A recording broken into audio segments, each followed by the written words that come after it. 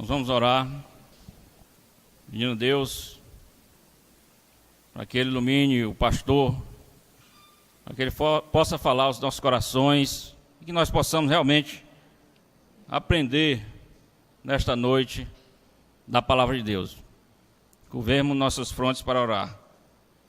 Santo Deus, obrigado por este momento que podemos, ó Deus, te louvar, te agradecer e bendizer o teu nome, ó Deus, porque escolhemos estar aqui ao invés de estar em outros lugares, os prazeres, ó Deus, da carne, mas louvar o teu nome, ó Deus, que sempre é o melhor a se fazer.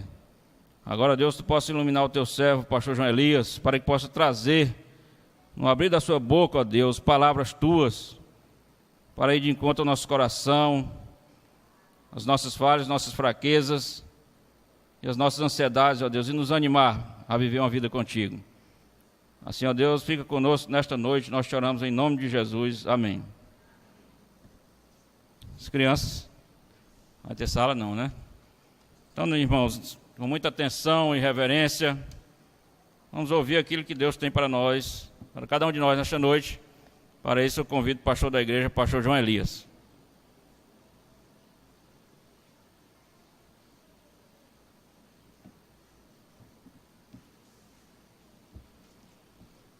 Meus irmãos, alegria para nós, nessa noite, compartilhar a palavra do Senhor com os irmãos, abraçar aquelas pessoas que nos visitam, e em nome de Jesus queremos pedir as bênçãos sobre a vida de vocês. Essa noite tão especial, porque é o dia do Senhor, o qual estamos em sua casa, obedecendo a ordem de Cristo em falar da sua palavra, cantar louvores ao seu nome. Nós já estamos fazendo isso. E eu quero convidar a igreja que abra comigo as suas Bíblias. No Evangelho segundo escreveu São Lucas, capítulo de número 18. E farei a leitura dos versos 18 até o verso de número 27. Semana, irmãos, olhando alguns artigos escritos pelos filhos de Deus, me deparei com um artigo escrito por John Piper, intitulado Não estreite ou não torne o céu mais difícil. E me motivou, irmãos, olhando para esse texto, trazer uma mensagem dessa noite à igreja do Senhor, por que não dizer primeiramente a mim, porque Deus falou ao meu coração ao ler esse texto, e olhando alguns comentaristas, eu pude colocar aqui no papel algo que eu quero falar para os irmãos dessa noite. Evangelho de Lucas, capítulo 18, dos versos 18 até o verso de número 27. O desejo do meu coração é que Deus fale também ao coração daqueles que vão me ouvir nessa hora. A Sociedade Bíblica colocou aqui como título, O Jovem Rico. E a Bíblia nos diz assim, irmãos, a partir do verso 18. Certo homem de posição perguntou-lhe, Bom mestre, que farei para herdar a vida eterna? Respondeu-lhe Jesus, por que me chamas bom? Ninguém é bom, senão um que é Deus. Sabes os mandamentos? Não adulterarás, não matarás, não furtarás, não dirá falso testemunho, honra teu pai e a tua mãe. Replicou-lhe ele, tudo isso tenho observado desde a minha juventude. Ouvindo Jesus, disse-lhe, uma coisa ainda te falta, vende tudo o que tens, dá aos pobres e terás um tesouro nos céus. Depois vem e segue-me. Mas ouvindo ele essas palavras, ficou muito triste, porque era riquíssimo. Jesus, vendo-o assim triste, disse, quão dificilmente entrarão no reino de Deus os que têm riquezas. Porque é mais fácil passar um camelo pelo fundo de uma agulha, do que entrar um rico no reino de Deus. E os que ouviram disseram, sendo assim, quem pode ser salvo? Mas ele respondeu, o impossível dos homens são possíveis para Deus. E Deus aplique a sua palavra nos nossos corações. Meus queridos irmãos, quando nós analisamos as Escrituras Sagradas, esse texto, por exemplo, que está nos 3 evangelhos, Mateus diz que era um jovem, rico, Marcos e Lucas diz que era riquíssimo, de muitas e muitas posses. E quando nós olhamos sobre o ministério terreno de Cristo Jesus, nós podemos observar que a maioria dos seguidores de Cristo eram homens e mulheres humildes, sim, eram pessoas de poucas posses. Entretanto, meus queridos irmãos, nós encontramos também, no meio dos discípulos de Cristo Jesus, pessoas abastadas, homens e mulheres de muitas posses e de posição na sociedade. Eu poderia aqui começar dizendo para vocês que Tiago, André, João e Pedro, que muitos têm esses homens como pobres pescadores. Eu quero dizer para vocês que não era, meus queridos irmãos, porque esses homens, esses servos do Senhor, eles tinham uma companhia e ele conseguia, meus queridos irmãos, com seus barcos de pesca, suprir toda aquela faixa ali na Galileia, trazendo para os homens, para as famílias, o alimento do peixe. Tinham homens e mulheres a seu serviço. Mas a Bíblia também nos diz que Mateus, um dos discípulos de Jesus, era o arrendatário, ou então um coletor de impostos. E possivelmente, meus amados irmãos, era um homem de condição financeira muito boa. Por que não dizer as mulheres que seguiam Jesus? E a Bíblia nos diz que entre essas mulheres que acompanhavam Jesus, estava uma mulher chamada Joana. Quem era essa mulher, irmãos? Era a mulher de um procurador de Herodes e que tinha trânsito livre no palácio real. E você imagine aqui a influência que essa nossa irmã Joana trazia sobre as mulheres que frequentavam o palácio. A Bíblia nos diz também que Maria, Marta e também seu amigo e seu irmão Lázaro era uma família muito abastada de toda aquela circunvizinhança ali da Galileia. Portanto, meus queridos irmãos, eu ainda poderia citar aqui José de Arimateia, Nicodemos, que eram homens, membros do Sinédrio. Nós podemos olhar lá no Evangelho de João, capítulo 4, verso 46, que a Bíblia chama o nobre de Cafarnaum. Esse homem era um alto comandante do exército romano, e ele foi ter com Jesus e pediu que Jesus curasse o seu filho, e Jesus mandou uma palavra, e ele volta para sua casa, e antes de chegar na sua casa, veio os seus serviçais e disseram: o teu filho já está bom. E ele perguntou: que hora o meu filho sentiu melhora? E eles disseram: hora tal. E ele entendeu que foi na hora que Jesus o havia ordenado. Mas existe ainda, irmãos, um centurião que construía a sinagoga, conforme Lucas capítulo 7, de 1 a 10. E por fim cito aqui o publicano Zaqueu, do capítulo 19 de Lucas, que era um homem riquíssimo. Portanto, a condição de riqueza não é algo que possa impedir de alguém entrar no céu. E Jesus nunca pediu que as pessoas deixassem sua riqueza, que a pobreza não é condição de entrar nos céus. Porque nós encontramos nas Escrituras Sagradas N pessoas ricas, mesmo assim, renderam-se aos pés de Cristo. Mas quando nós lemos esse texto, meus queridos irmãos, a respeito desse jovem rico, e Jesus fez um teste com esse homem. No Evangelho de Marcos, a Bíblia diz que depois desse homem cumprir tudo e dizer para Jesus que havia cumprido desde a mais tenra idade, Jesus Cristo o amou. E Jesus faz um teste com esse homem, meus amados irmãos, dizendo: vende tudo o que tens e dá aos pobres, virá e terá um tesouro no céu. Ao fazer esse teste, Jesus sabia que esse homem jamais seria um discípulo seu, porque esse homem amava a sua riqueza muito além do reino de Deus. Por isso que ele saiu triste. E depois, queridos, que esse homem saiu e afastou-se de Cristo Jesus, recusando a cumprir com aquilo que Jesus tinha mandado, Jesus disse algo que surpreendeu os discípulos e os seguidores disso. Porque Jesus disse: quão dificilmente entrarão no reino de Deus os que têm riqueza. Essa declaração deixou os discípulos perplexos. Os discípulos ficaram assustados, porque eles foram ensinados desde cedo pelos religiosos que somente os ricos recebiam o favor de Deus, que o acúmulo de riqueza era sinônimo de bênção de Deus. Mas agora Jesus Cristo chega para eles e alerta sobre o perigo de colocar sua confiança na riqueza.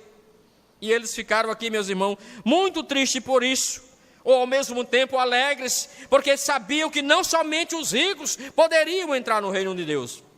Mas deixa eu dizer algo que está escrito aqui. E para aumentar o espanto desses discípulos, Jesus foi além. Jesus, ensinando acerca disso, disse que é mais fácil passar um camelo pelo fundo de uma agulha do que um rico entrar no reino dos céus. Ao proferir essas palavras, os seus discípulos, que estavam tão próximos de Jesus, disseram: sendo assim, é impossível alguém se salvar. Quem pode se salvar? E Jesus disse: o que é impossível aos homens, é possível a Deus.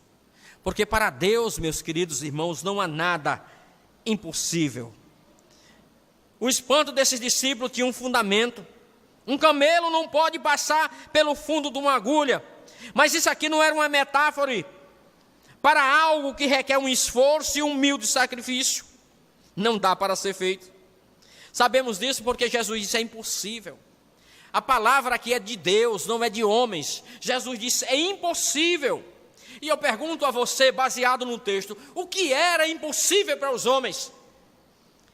O primeiro ensino de Cristo aqui, meus queridos irmãos, era mostrar que a transformação do coração do homem não pode ser feita pelo próprio homem.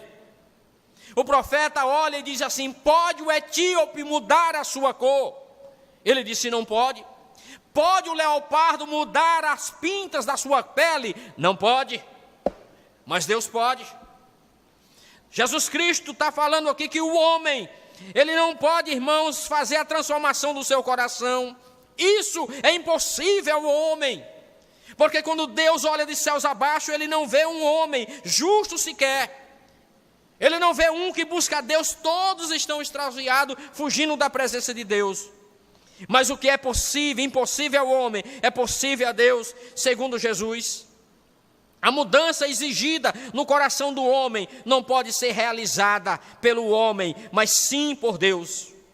E o discípulo fica ainda mais intrigado com essa explicação, porque é impossível, meus irmãos, imaginar aquele animal doméstico maior, cheio de córcova, entrar no orifício de uma agulha. Essa explicação, ou essa palavra de Jesus causou espanto, irmãos, que posteriormente os intérpretes do Novo Testamento inventaram algo dizendo que em Israel, em Jerusalém, tinha uma portinha pequena, para que os animais, principalmente os camelos, depois de tirar a carga, com muito esforço, agachado, com esforço dos homens, conseguiria passar por ali. Essa porta nunca existiu. Jesus falava era de uma agulha mesmo, essa agulha, ou seja, uma agulha cirúrgica, uma agulha que você, irmã, faz a costura na sua casa. Jesus olha para um camelo de fato e uma agulha e diz: é impossível. De fato é impossível para mim e para você. De fato é impossível para o homem, mas para Deus não é, irmãos. Para Deus não é. Deus pode fazer coisas e somente Ele o faz. Outra coisa importante que se percebe nesse texto, irmãos, e que muitas vezes não conseguimos deixar, é de valorizar o dinheiro acima de Deus. Esse homem era religioso, esse homem cumpria desde o princípio, desde a sua mais tenridade, todos os mandamentos. Mas quando Jesus faz um pequeno teste com ele, dá todos os seus bens, vende todos os teus bens, dá aos pobres, e vem, tu está me pedindo um tesouro e eu te darei nos céus. E a Bíblia diz, a Bíblia nos ensina que nós devemos ajuntar tesouro nos céus, onde o ladrão não rouba, onde a traça não corrói. Você deve depositar nos céus, porque ali você não terá prejuízo. Mas quando nós ajuntamos aqui, nós corremos o risco de um dia para a noite falirmos, ou alguém entrar na nossa casa, ou um incêndio, e nos deixar na falência e na pobreza. Jesus Cristo falava para esse homem. E agora deixa eu dizer uma coisa para você, meus queridos irmãos. Quando Jesus Cristo conversa com esse homem, e ele saiu dali triste. Esse jovem, como Mateus disse que era um jovem rico, ele teve o privilégio de encontrar-se com Cristo, de conversar com o nosso Criador. Jesus o recebeu e chegou a amar esse menino, esse jovem rico. Mas a Bíblia diz que depois desse encontro com Cristo, ele sai triste e cabisbaixo. E eu não entendo isso, porque humanamente falando, duas coisas que nós desejamos: É a juventude e a riqueza, e ele tinha as duas. O presbítero Luciano, um dia desse pregando, citou aqui um exemplo, salvo engano, de Dalai Lama, que diz que os homens gastam a sua vida e a sua saúde para adquirir riqueza, e depois que adquire, gasta tudo ela na busca da saúde e não consegue. Quantos homens, quantas mulheres têm gastado somas de dinheiro para retornar, para rejuvenescer? As pílulas, as fórmulas para trazer você uma certa idade, para você se tornar mais jovem. E muitas vezes o dinheiro não faz isso. Mas nós desejamos a juventude e a riqueza. E esse menino, esse jovem tinha duas. Porque Mateus disse que era um jovem riquíssimo, dono de muitas propriedades. E depois de encontrar-se com Jesus, e agora querendo um tesouro no céu, Jesus dá a oportunidade e ele sai dali tristonho, porque ele amava demais a sua riqueza. Morreu na pobreza, porque a Bíblia diz que o homem que ajunta na terra é pobre. Porque quando Deus o chamar nessa noite, dirá: a tua alma, o que tens preparado para quem será? Portanto, tu é um miserável, um pobre, um cego e nu, porque ajuntaste no mundo. E ao sair daqui, nós saímos de braços cruzados, tiramos a aliança, os anéis, os brincos, os colares, e vamos enterrados com uma simples roupa. E muitas vezes negamos até um bom caixão esse defunto, a despeito de muita riqueza. 7 palmos é o que ele leva daqui. E foi o que aconteceu com esse jovem por confiar nas suas riquezas. E esse fato, meus irmãos, é tão marcante que os evangelhos registram, cada um fornecendo um detalhe para complementar a narração. Como eu já disse que Mateus chama de jovem, Lucas e Marcos informam que era um homem de posição. Jesus estava na última semana da sua vida. Jesus passava por Jericó e agora segue rumo a Jerusalém, e ele iria morrer, seria entregue na mão dos pecadores, e ali o Filho de Deus, o autor da nossa salvação, ele seria entregue na cruz. E agora tem um encontro com esse rapaz. E esse rapaz volta-se para ele e diz que o adora. Aproximou-se de Jesus e disse: bom mestre, o que farei para herdar a vida eterna? O que farei de bom para herdar a vida eterna? Certamente, irmãos, ele foi reconhecido, por isso que Mateus chama de um jovem rico. Certamente ele foi reconhecido pelos trajes que vestia. Ele usava naquela época, meus irmãos, um linho fino, franja azuis, e nós sabemos pela história que somente os ricos conseguiriam vestir com essa cor azul, porque na época era caríssimo para se produzir, sendo retirada de um molusco. E Jesus olha para ele. E esse jovem seguia as prescrições rabínicas, chegou até Jesus com a particular saudação farisaica, chamando-o de bom mestre, e se prostrando aos seus pés. Isso seria muito nobre, se não passasse apenas de bajulação interesseira. Porque nós vimos no desenrolar do texto que não eram sinceras as palavras desse rapaz, mas ele queria bajular Jesus Cristo com interesse para adquirir alguma coisa. Ele conhecia e guardava os mandamentos dados por Deus a Israel há 1400 anos atrás. Mesmo assim, meus irmãos, ele obedecia esses mandamentos do Senhor e buscava uma vida eterna, mostrando as suas boas atitudes. É por isso que Jesus olha para esse jovem e o ama, como diz Marcos 10, 21. Jesus amou tanto esse rapaz, que falou com ele a verdade, mesmo correndo o risco dele abandonar Jesus. Jesus fala para ele a verdade, porque Jesus o amava, ele não maquiou, ele não inventou outro caminho, mas falou a verdade. E a Bíblia nos diz lá em João 8,32... conhecereis a verdade, e a verdade vos libertará. Jesus Cristo diz que a minha e a sua palavra deve ser única. Nós não devemos usar a palavra para agradar homens. Portanto, diz a Bíblia: seja a tua palavra sim, sim, e não, não, porque o que passa disso é do maligno.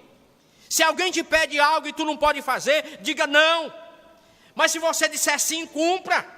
Não fique com a sua palavra para agradar homens. A minha e a sua palavra deve ser única, ou sim ou não.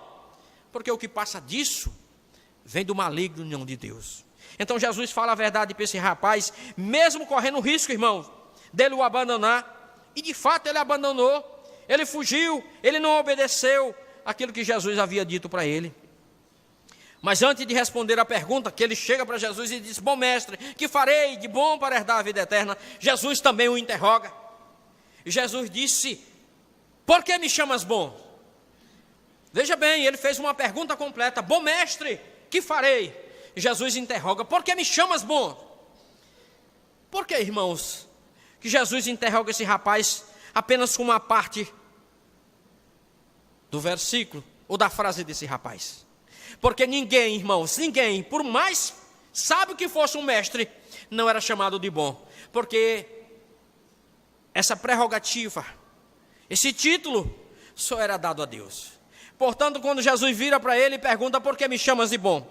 Jesus queria saber de fato se ele estava ali ou entendia que estava diante de Deus. E quando Jesus disse: se tu me chamas de bom, só existe um que é Deus. Se de fato tu me chamas de bom, implicitamente você está reconhecendo a minha divindade e consequentemente a minha autoridade divina. Se você me chama de bom, tem estudado a lei desde criança, você reconhece minha autoridade divina. E Jesus já tinha dito que eu e o Pai somos um. Quem vê a mim, vê o Pai. Portanto, esse jovem, meus irmãos, reconheceu Jesus Cristo como sendo Deus. E tendo reconhecido que Jesus era Deus, seria natural atender o quê? O conselho desse Deus. Se Jesus é Deus, eu o chamo de bom, sabendo que Ele é Deus, o que Ele me disser, eu devo obedecer. Entretanto, meus irmãos, não é isso que vimos. Quando lhe foi exigido que renunciasse à riqueza, ele não ouviu, mesmo sabendo que a instrução vinha do próprio Deus. E quantas pessoas ouvem a palavra de Deus, quantas pessoas leem a Bíblia sendo a palavra de Deus e não dão ouvido, utiliza essa Bíblia somente para o seu interesse. Quando tem algo aqui que eu possa tirar para afirmar algo que eu digo, eu acredito, senão eu deixo de lado. Mas a palavra de Deus, João 17, Jesus disse: as minhas palavras são espírito e são vidas.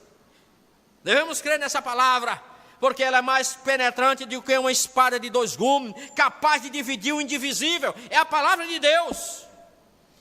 Mas esse jovem não atendeu, mesmo sabendo que era o próprio Deus que estava falando. O dinheiro dele, meus irmãos, não foi necessariamente o problema, porque alguns que têm dinheiro não amam dinheiro. Quantos homens que têm dinheiro e não amam dinheiro? E quantas pessoas pobres que não têm dinheiro amam mesmo aquilo que não tem? Quantos homens que têm dinheiro deixam a sua vida e vai servir a Deus? E quantos pobres que não podem servir a Deus porque busca diariamente conquistar algo que não lhe pertence, ou algo que ainda está inatingível?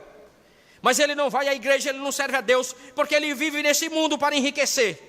E lá em Provérbios diz que aqueles que buscam enriquecer nesse mundo caem em laço e armadilhas. Nós estamos vendo aí na televisão todos os dias homens acima de qualquer suspeita, e de repente alguém oferece para ele um deputado federal, um senador, um governador que foi eleito com nossos votos, um prefeito, e um empresário chega e oferece um dinheiro e ele nega. Ele esquece de tudo aquilo daquele juramento e entra ali porque ele quer dinheiro fácil, e isso é armadilha. É por isso que a Bíblia diz que aqueles que querem enriquecer nesse mundo cairão em armadilhas, porque a medida do ter nunca enche. Homens riquíssimos, eles querem cada vez mais enriquecer. Ora, nós temos visto isso. Políticos com a soma de dinheiro que maqueia as suas informações para receber míseros centavos lá do Bolsa Família, porque não estão satisfeitos, porque a medida do ter nunca enche. Esse rapaz aqui, meus queridos irmãos, ele não poderia ser servo de Deus, ele não poderia ser um discípulo de Cristo, porque ele estava acostumado, ele estava apegado, afeiçoado às suas riquezas. Mas sabe de uma coisa, irmãos e irmãs e aqueles que me ouvem: Deus não divide a sua glória com ninguém. Deus busca de nós a primazia. Falava para os nossos irmãos que farão a profissão de fé, a primeira pergunta do catecismo menor é o seguinte, ou do breve catecismo: qual é o fim principal do homem, baseado em Efésios, baseado em Isaías e outros textos tanto? É glorificar a Deus e gozá-lo para sempre. Nós não temos o direito de viver se a nossa vida não for para adorar a Deus. Nós cantamos, se não for para adorar a Deus, por que eu estou aqui? Nós não temos o direito de viver se a nossa vida não for para adorar a Deus. Portanto, muitas pessoas, meus queridos irmãos, têm colocado Deus acima de qualquer coisa. Têm colocado em primeiro lugar na sua vida, pode ser o dinheiro, pode ser o sexo, pode ser a bebida, pode ser drogas, jogo de azar, carreira e muitas outras coisas. Pode ser até a própria família, o pai, a mãe, o filho. Mas Jesus disse: aquele que não me amar acima do meu pai e da minha mãe, não é digno de entrar nos céus. Aquele que não amar Jesus Cristo acima de qualquer coisa, não é digno. ou até a própria vida. O ponto é que Jesus merece o primeiro lugar em nossos corações, na nossa vida. Por isso é preciso tirar todos os rivais de Cristo e colocar Ele em primeiro lugar. É o que Ele olha para esse jovem. Meus queridos irmãos, há muitas pessoas semelhantes àquele jovem rico, que por causa do dinheiro são impedidos de servir ao Senhor, porque trabalham muito, porque dão valor acima de tudo. A Bíblia não diz que o dinheiro, quem disse isso está errado, a Bíblia nunca disse. Alguns têm dito que o dinheiro é a raiz de todos os males, está errado, a Bíblia não diz isso. A Bíblia diz que o amor ao dinheiro é a raiz de todos os males. E tem pessoa que ama o papel mesmo, não é o valor monetário, mas é a própria moeda. Nós vimos nessa semana, numa pesquisa, que os bancos estão passando por dificuldade, os pequenos comércios, porque as pessoas estão colecionando as moedas. O Banco Central coloca mensalmente não sei quantos milhões em moedas desse país, mas as pessoas guardam, as pessoas colecionam e amam. Não é o valor porque estão perdendo dinheiro com isso, é porque amam de fato.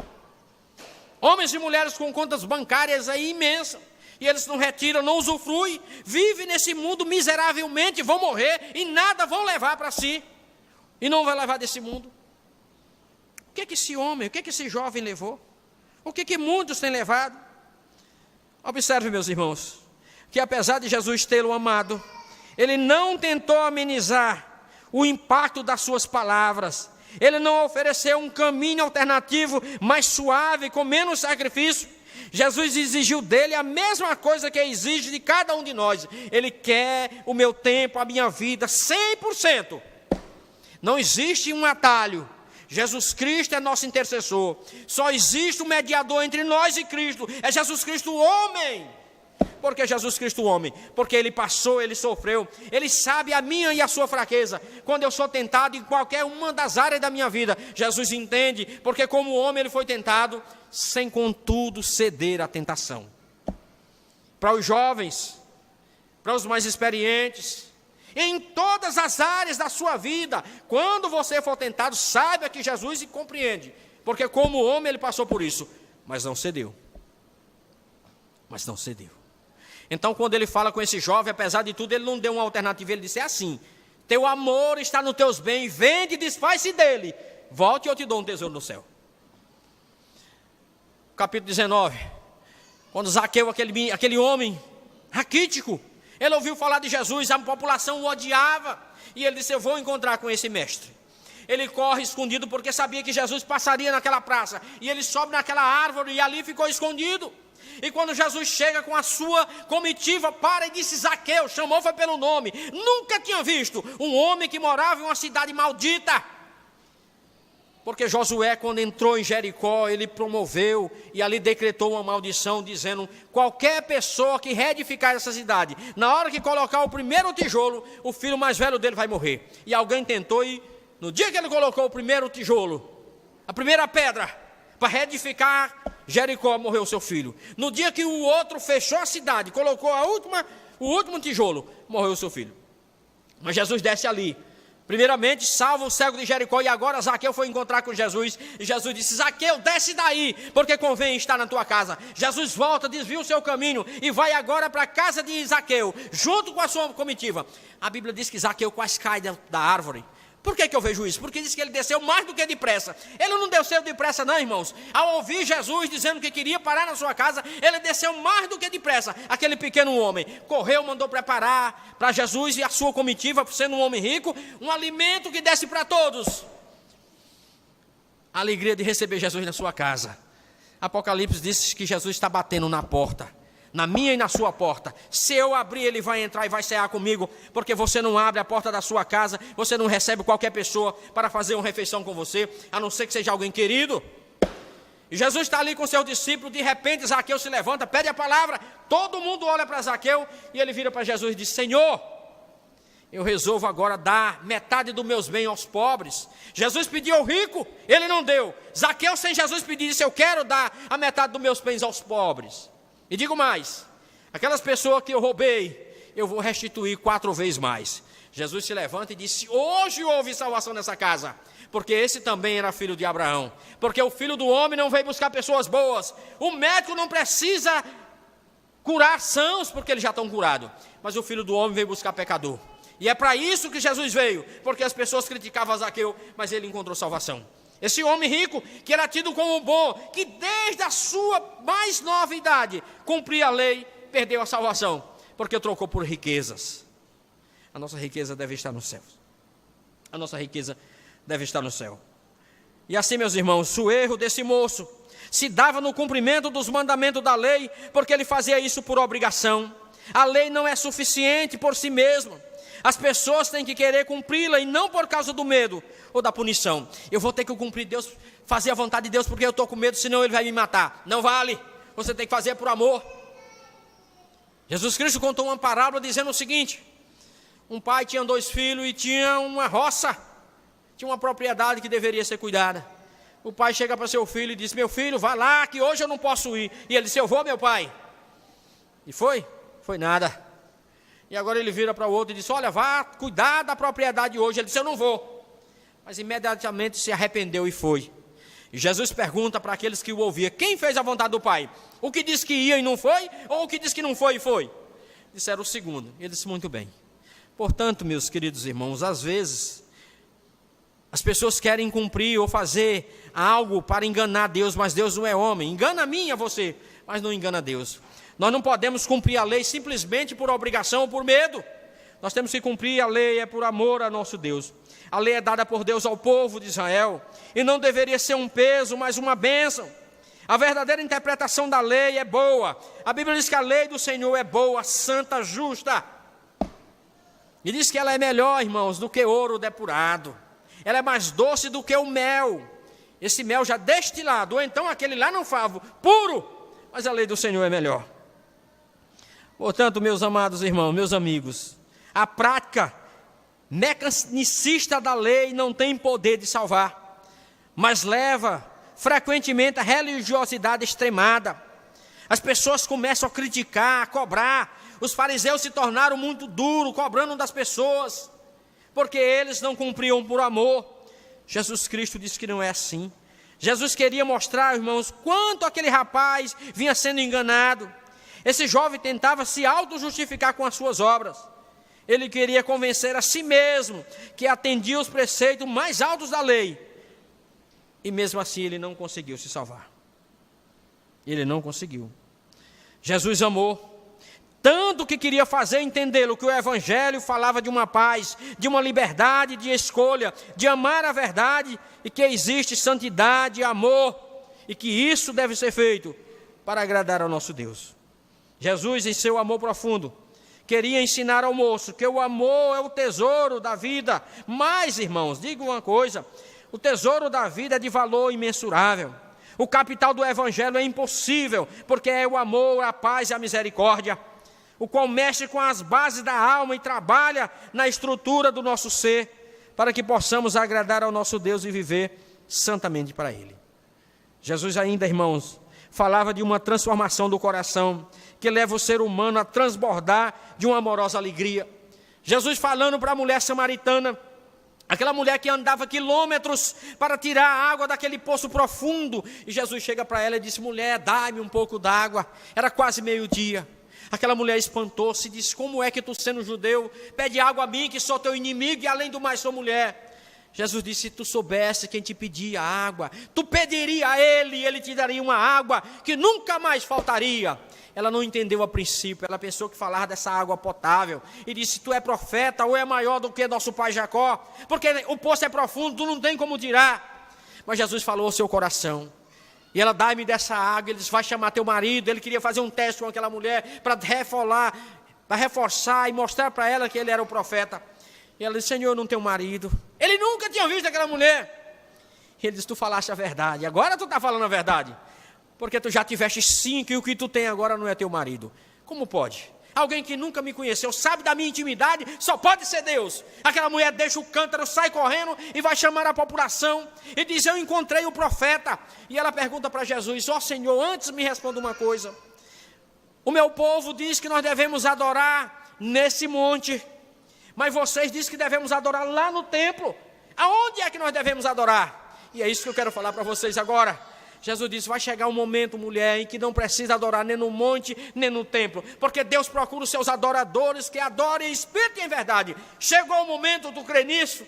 E ela saiu correndo, e trouxe consigo os seus amigos, seus parentes e tantas pessoas para ouvir Jesus.